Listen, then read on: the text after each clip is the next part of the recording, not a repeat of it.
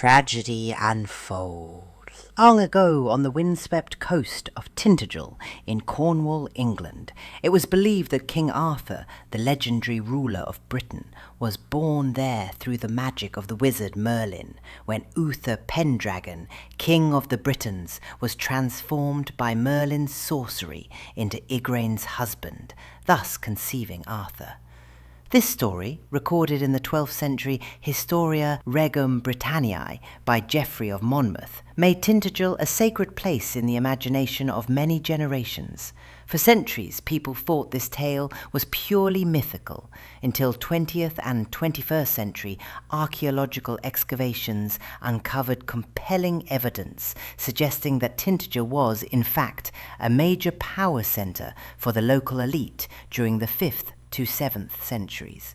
At the site, archaeologists discovered foundations of large wooden halls, luxurious pottery and glass imported from the Mediterranean, and the famous Artognu stone, inscribed in Latin with a name similar to Arthur's.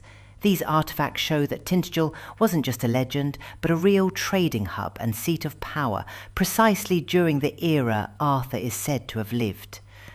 Not far away, South Cadbury Castle in Somerset has also long been linked with Camelot, Arthur's grand court. Folklore associating Camelot with this hill fort dates back many centuries, and when archaeologists began excavating in the 1960s, they uncovered fortified ramparts, extensively reinforced during the 6th century, foundations of what may have been a grand hall for royal gatherings, and Mediterranean imported pottery, indicating a wealthy, powerful settlement. These findings closely match the period tied to Arthurian tradition and the local legend recorded by the antiquary John Leland in the 16th century had already identified South Cadbury as Camelot. Today, visitors still climb the hill, imagining Arthur's golden age, the knight's feast, and the ideals of chivalry born there. Another fascinating chapter of the Arthurian saga is the story of Glastonbury Abbey. In 1191, monks at the abbey claimed to have discovered the graves of King Arthur and Queen Guinevere, buried beneath a hollowed-out tree trunk in the monastery cemetery, accompanied by a lead cross inscribed with Arthur's name. This sensational find electrified medieval Europe, turning Glastonbury into a major pilgrimage centre and helping the abbey raise funds for reconstruction after a devastating fire. Simultaneously, it cemented Glastonbury's reputation as Avalon, the mystical island where Arthur was taken to heal after his final battle. However, today, most historians and archaeologists agree the discovery was likely a clever medieval hoax, since the cross's style suggests it was made in the 11th or 12th century, well after Arthur's supposed lifetime, and no reliable contemporary records confirm the excavation. Beyond these archaeological sites, Arthurian legend is woven with epic adventures and unforgettable characters. Arthur, with the guidance of Merlin, established the Round Table, a powerful symbol of unity and equality among his knights. Legendary figures like Lancelot, Gawain, Percival, and Galahad added richness to the tales through their quests and moral dilemmas, particularly the pursuit of the Holy Grail, a mystical object representing spiritual perfection and Christian faith.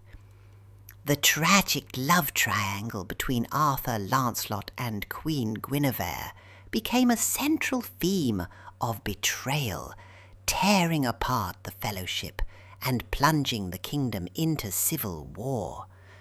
This downfall culminated in the fateful Battle of Camlan, where Arthur and Mordred, sometimes portrayed as Arthur's nephew or illegitimate son, struck each other down, ending the king's glorious reign.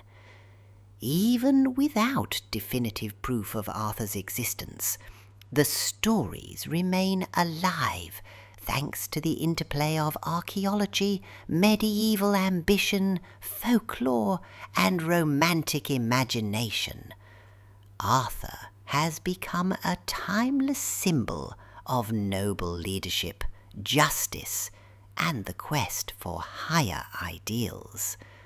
Across the centuries, each era has seen in him a reflection of its own hopes. The Middle Ages celebrated him as a saintly king.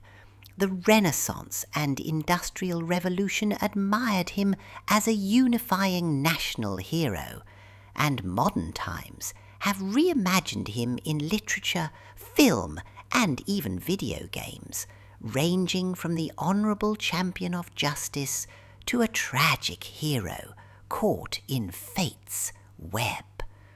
This remarkable adaptability has allowed Arthur's legend to transcend time, maintaining his role as the once and future king who, according to prophecy, will one day return when Britain needs him most.